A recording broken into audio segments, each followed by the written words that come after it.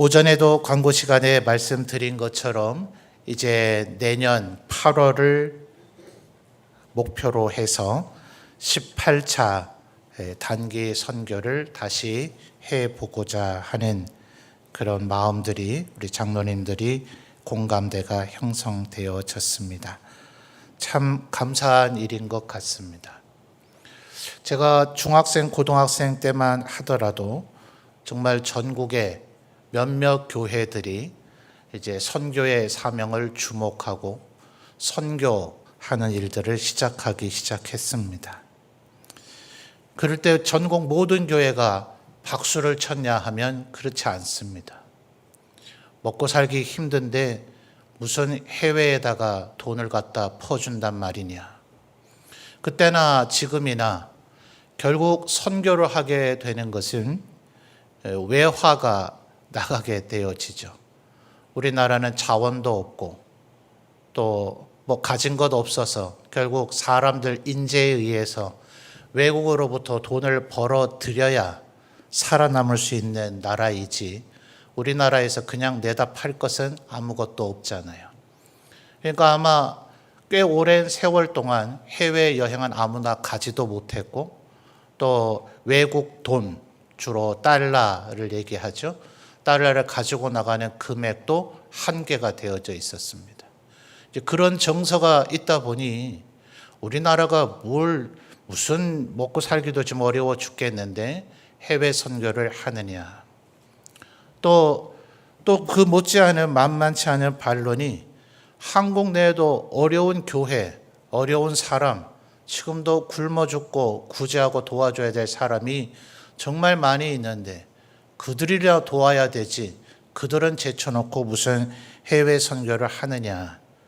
처음 한국 교회가 선교에 대해 첫 발걸음을 내디딜 때 교계 안에, 여러분 교계 안에입니다.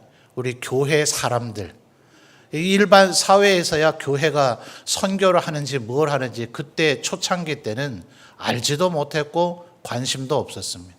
사회도 정부도 아무 관심 없었는데 정말 선교를 해야 될 이유가 뭔지를 알고 선교가 뭔지를 알고 있는 교회 안에 우리 성도들 간의 대다수가 왜 선교사님들이 우리에게 와야 되지 우리가 무슨 선교사를 보내 우리가 무슨 그런 힘과 능력이 있어 이렇게 하면서 초창기 선교가 시작되어졌었습니다. 그때나 지금이나 이 선교의 사명 우리 점천제일교회 성도님들은 성경에 워낙 하나님께서 땅끝까지 이르러내 복음을 증거하라 하는 명령을 하셨고 또 우리 교회가 그 명령을 그냥 수십 년째 우리 선교사님들 오셨을 때마다 감사하는 게 뭡니까? 이렇게 수십 년 넘게 지속적으로 지원해 주셔서 감사합니다. 그 말씀에 진심이 느껴지세요? 그렇게 인사하는 이유가 뭔지 아십니까? 대다수의 교회가 그저 몇 년 하고서는 지원을 중단했기 때문에 그래요. 뭐 그들의 이유도 여러 가지입니다. 우리 교회가 지금 어렵다.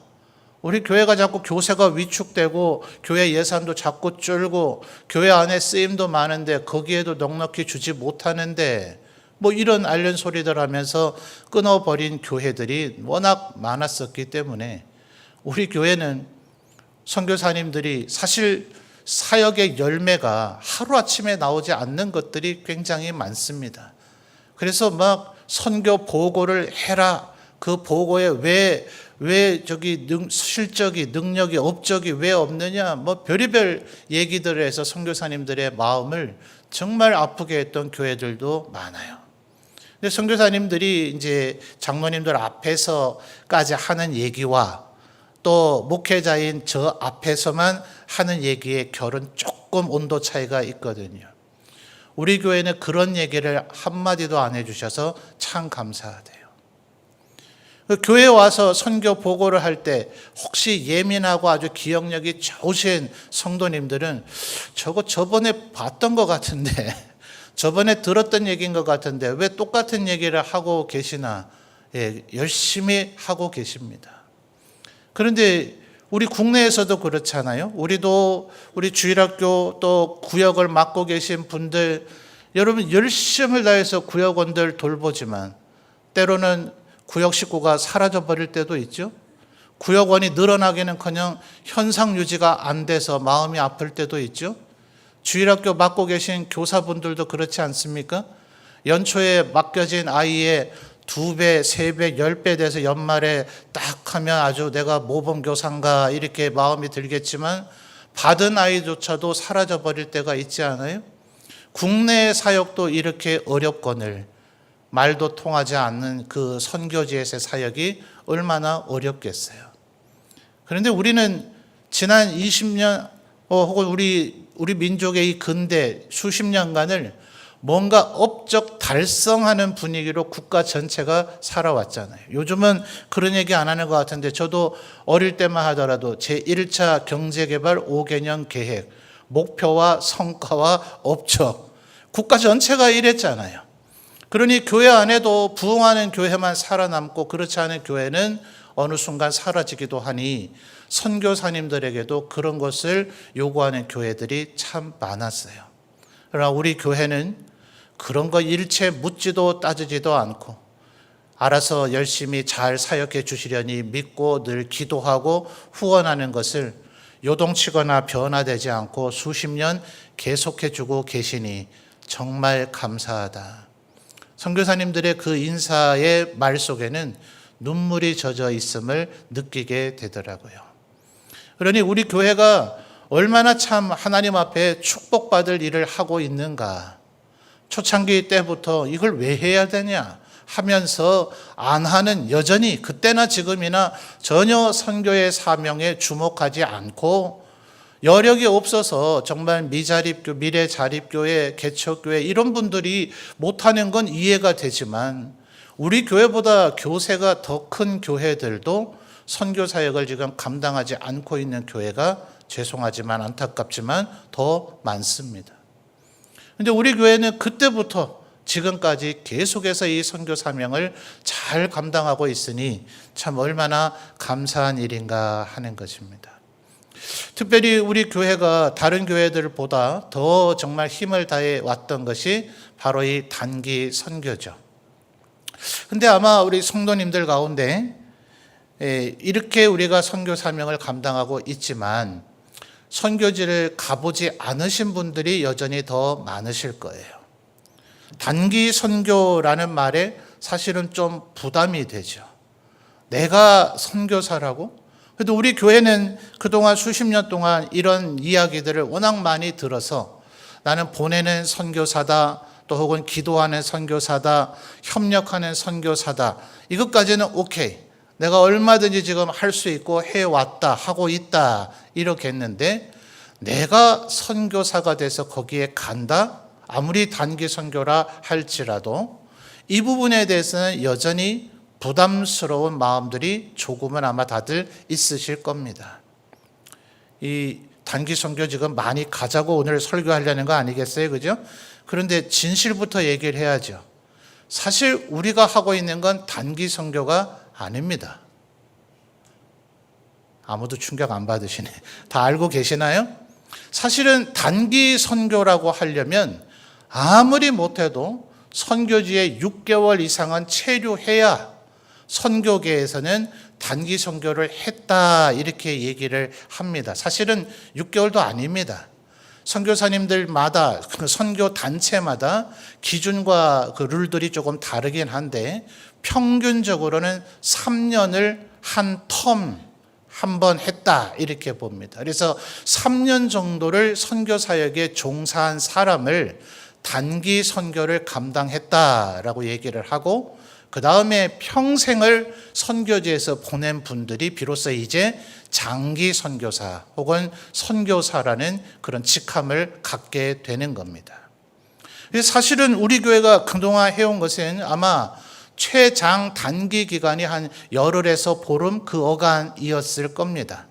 이런 것은 엄격하고 냉정하게 말한다면 선교 여행, 그래서 흔히 그곳에 가서 비전을 보고 비전을 품고 돌아온다. 그래서 비전 여행이라서 비전 트립이라고 얘기를 하죠. 그리고 오늘 우리 여호수아 18장 4절에서 얘기한 것처럼 현지를 살펴보는 겁니다. 그래서 일종의 선교 정탐, 이런 표현이 사실은 선교학 혹은 선교계에서의 냉정한 용어로는 정확히 맞습니다. 우리 교회가 지금 거짓말을 해왔던 것이나 아니요, 그렇지 않습니다. 우리나라는 어르신들 배우시는 것도 우리 교회에서는 에베네셀브라 이러지만 경로 대학 그러죠. 그죠? 전부 대학, 큰 학이라고 하는 대학을 붙여야 뭐가 잘 돼요. 뭘 하더라도, 취미 활동하더라도 대학이라고 해야 됩니다. 저기 어딥니까? 공항 가는 곳에 있는 게 인천 대교입니까? 바다로 수 킬로 정도 가나요? 그렇죠?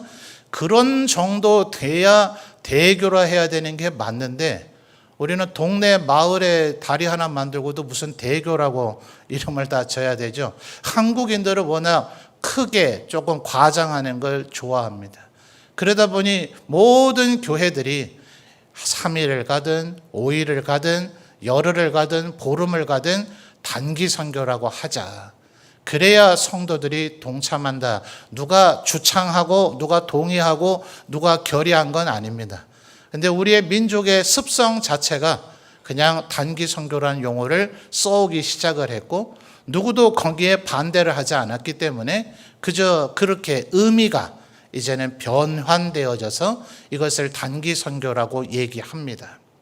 그러나 사실은 다시 한번 말씀드리지만 선교가 그렇게 쉽고 만만하고 간단한 게 아닙니다.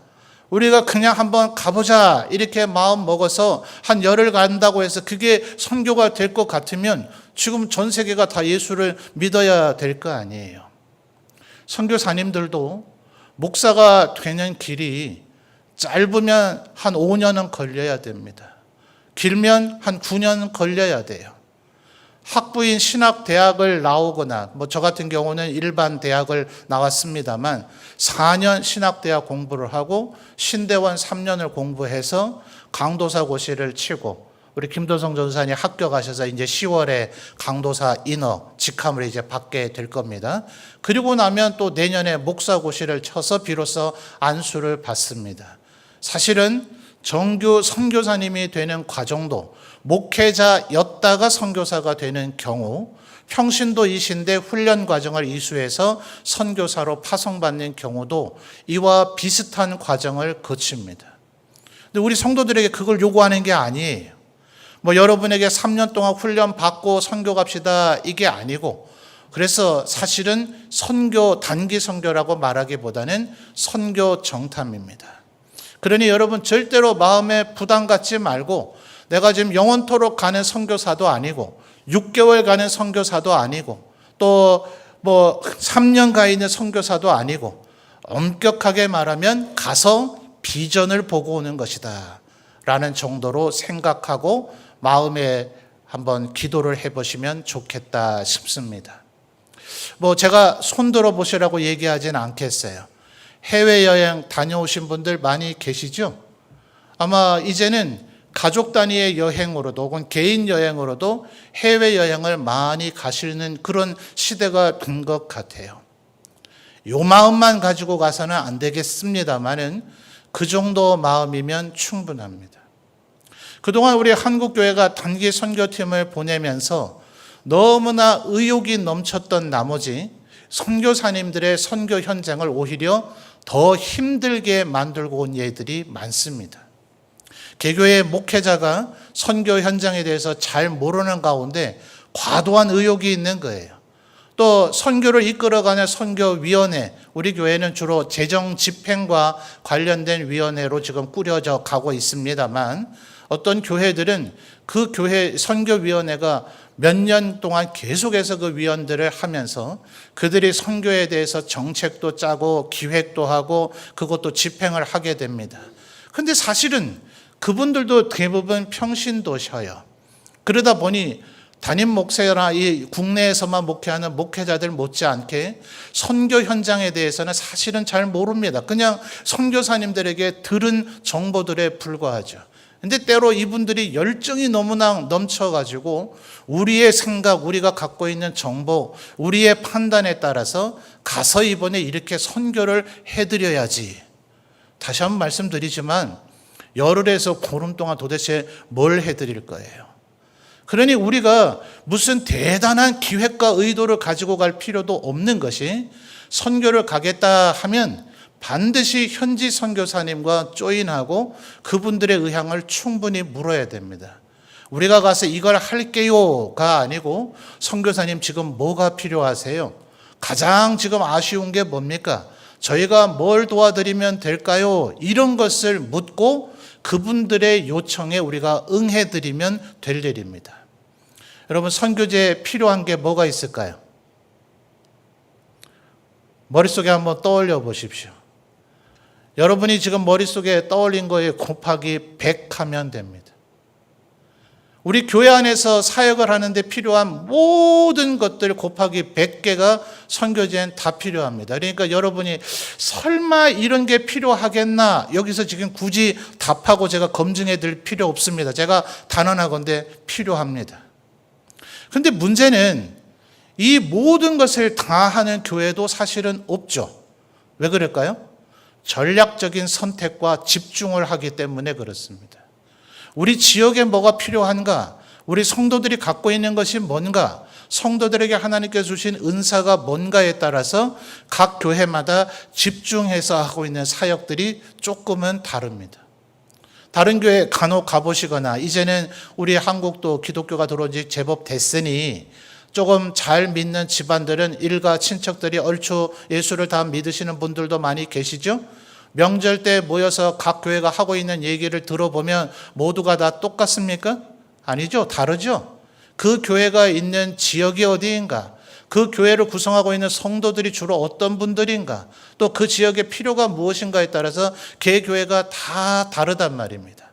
그러니 여러분이 고민하실 필요 없이, 나 한번 선교 한번 가서 어떤 데인지 한번 구경해보고 싶다, 요 마음만 가지고 가서는 안 되겠지만 첫 출발은 이 마음이면 충분합니다.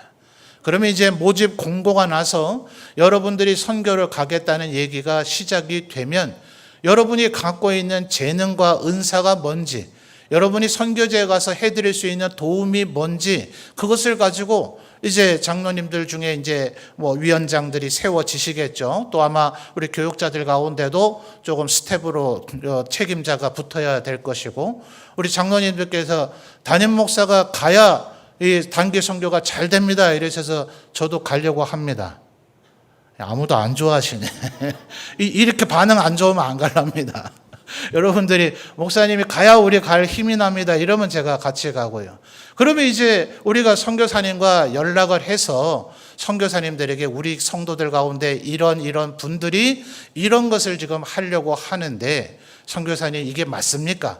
지금 선교지에 이게 정말 필요한 게 맞습니까? 하면서 서서히 내년 18차 단기 선교의 사역의 목표가 정해지게 되는 겁니다. 그러니 우리 성도님들 가운데 내가 되겠나? 나 가도 되겠나? 아니, 이런 생각하실 필요 전혀 없습니다.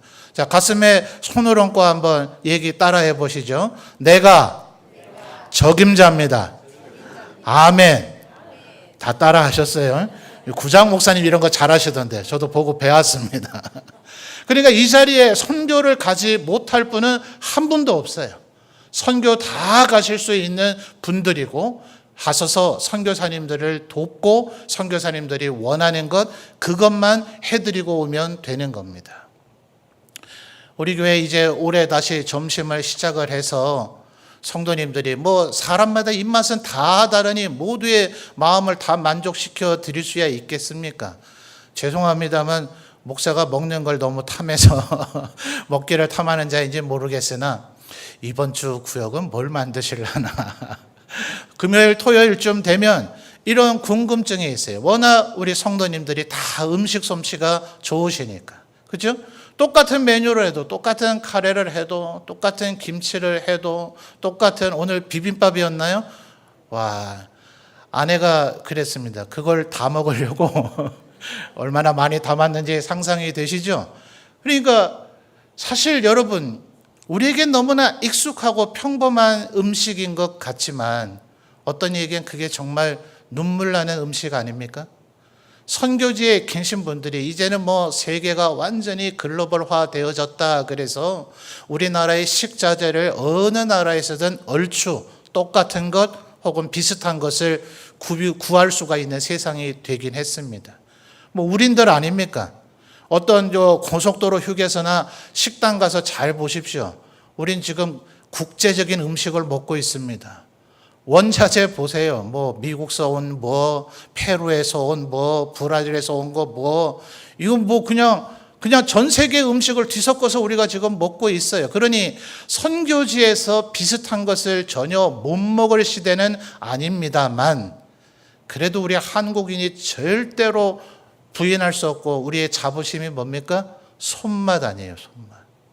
셰프님들이 구현해낼 수 없는 손맛이 있는데 저번 우리 손명목 선교사님의 선교 편지도 읽어보셨죠? 어느 교회에선가 단기 선교를 와서 선교사님들, 우리 손명목 선교사님 가정만 있는 게 아니잖아요. 몽골에서 선교하고 있는 선교사님들과 그의 가족들을 초대해서 우리 한국 음식을 만들어 드린 것만으로 선교사님들이 큰 힘과 용기와 위로를 얻게 됐다. 예, 그것만으로 충분합니다.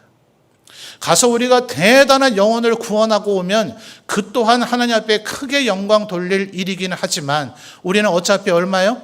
어차피 열흘에서 보름 있고 나면 우리는 우리의 삶의 현장으로 철수해 와야 되는데 그곳에서 수십 년째 지금 버티고 있는 선교사님들에게 새로운 힘과 용기만 줄 수 있다 하더라도 단기 선교팀의 사역은 의미가 있는 것이다 하는 거예요.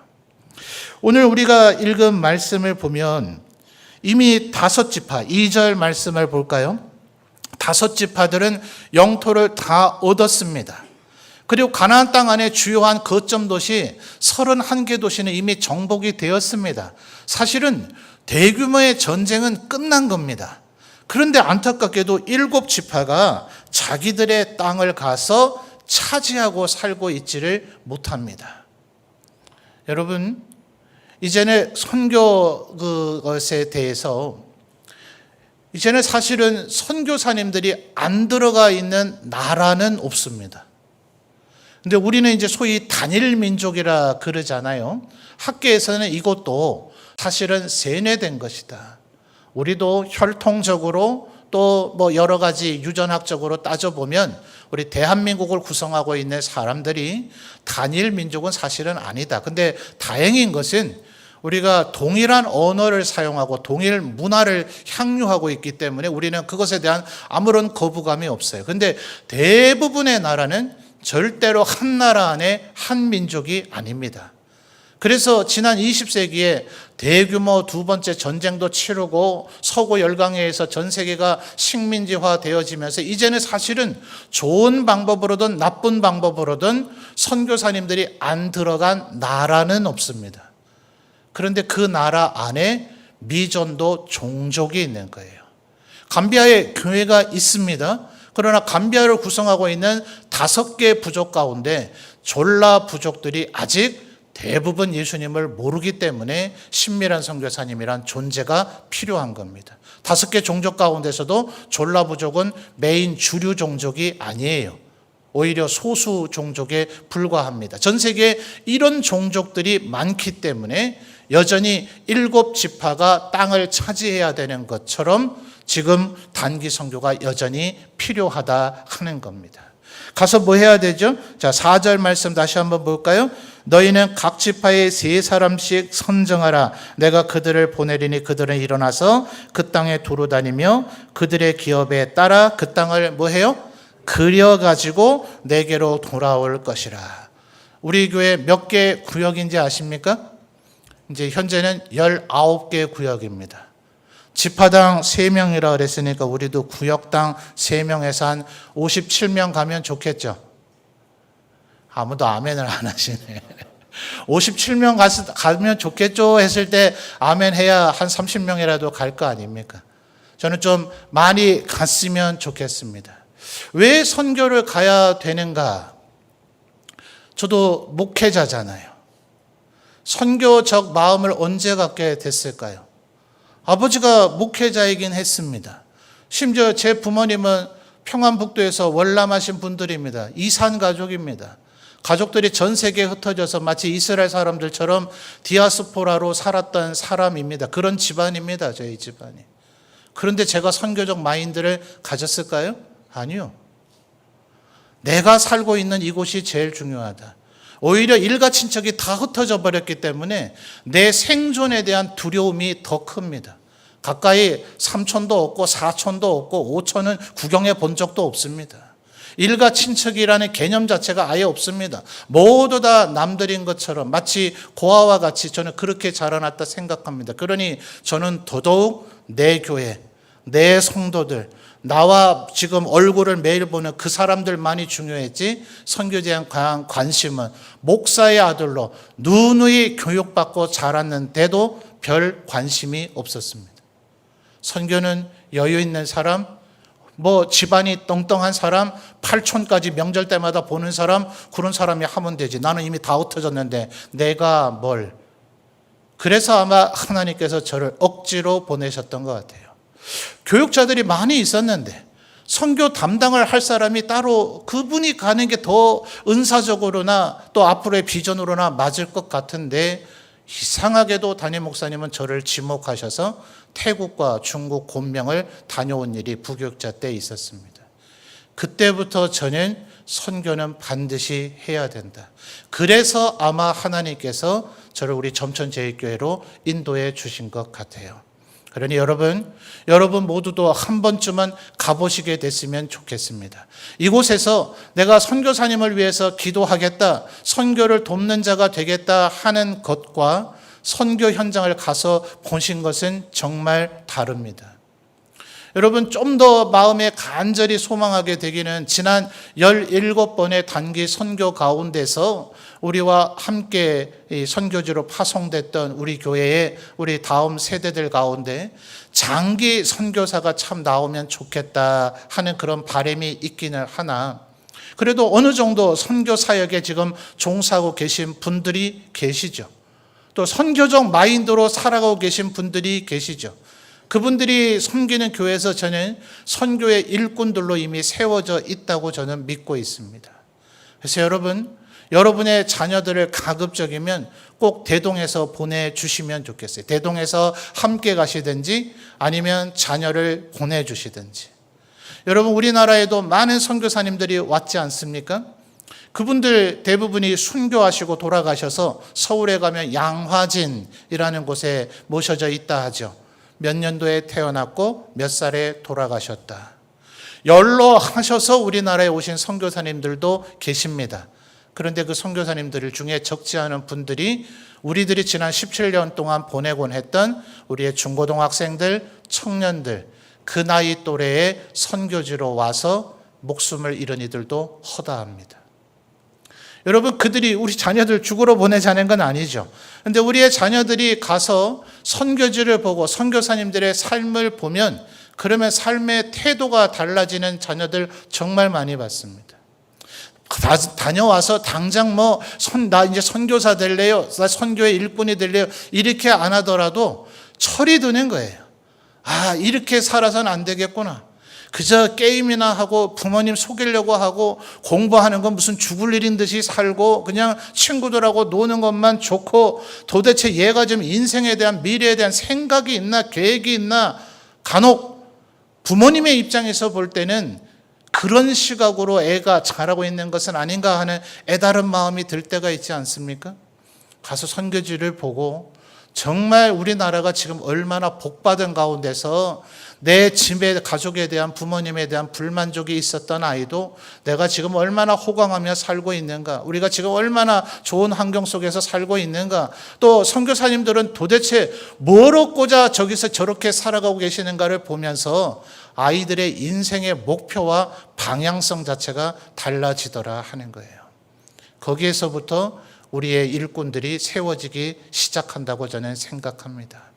그러니 우리 성도님들이 무슨 대단한 은사, 대단한 능력, 대단한 목표가 있지 않다 하더라도 선교지에 꼭 한번 가서 다른 거 전혀 못한다, 난 정말 할 수 있는 게 없어, 괜찮습니다. 가서 말 그대로 정탐꾼들이 정탐하는 것처럼 보는 거예요. 그럼 다녀온 분들은요, 꼭 말을 하게 되어져 있어요. 뭐 조금 냉정하고 비판적인 분이 아이고 겨우 열을 갔다 오고 나서 한 10년 살고 온 것처럼 얘기한다 싶을 정도로 성향상 그런 분들이 계셔요. 내가 선교지를 가봤더니 말이야, 이런 얘기를 들은 사람들이 또다시 선교에 마치 지평이 열려지게 되고 전염이 되어지고, 좋은 의미의 전염이죠. 불길이 번져나가는 것처럼 또 다른 선교사들, 선교의 사명을 가진 자들이 세워지게 된다 하는 것입니다. 저는 모쪼록 우리 점촌제일교회가 예수님 다시 오시는 그날까지 이 단기 선교의 사역을 계속 했으면 좋겠습니다. 그것이 우리의 다음 세대들을 인재로 하나님 앞에 쓰임받는 일꾼으로 길러가는 방법일 것이고, 우리 성도들이 진정한 선교의 동역자가 되어지는 방법일 것이며, 우리가 계속해서 우리 이제 교회에서 앞으로 이런 부분들도 기도해야 합니다. 지금 선교사님들이 5년, 10년 안에 아마 올해 은퇴하시는 선교사님도 계신 줄로 알고, 5년, 10년 안에 대부분 정년이 되거나 건강이 여의치 않아서 은퇴를 하시게 될 겁니다. 그러면 이제 우리는 다음 선교사를 파송할 준비를 해야 됩니다. 누구를 보낼 것인가? 어떤 사람을 보낼 것인가? 또 어떤 선교의 사역에 우리가 감당하고 우리 교회가 협력해야 될 것인가? 우리 성도들이 알아야 될 거 아니에요. 그냥 목회자나 장로님들에게 목사님, 장로님들이 알아서 해주세요. 그건 선교가 아니죠.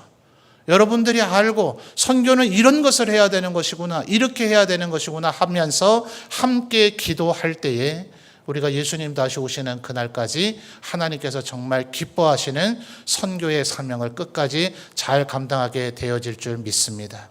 그래서 오늘 이 말씀을 들으면서 마음에 감동이 생기는 분들, 혹시 주위 분이 나 단기 선교를 가야 될 것 같아, 그러면 에이 왜 그래 이러지 마시고, 그런 마음을 먹고 있다 하거들랑 내가 기도할게, 그러면서 여러분도 동참하고자 하는 마음을 먹으시는 우리 모든 성도님들 되시기를 주님의 이름으로 부탁을 드립니다. 다시 한번 마음에 손을 얹고 설교 마무리하겠습니다. 안 하는 분이 2분 계세요. 제가 봅니다. 그분은 제가 신방 갑니다. 자, 내가 적임자입니다. 아멘.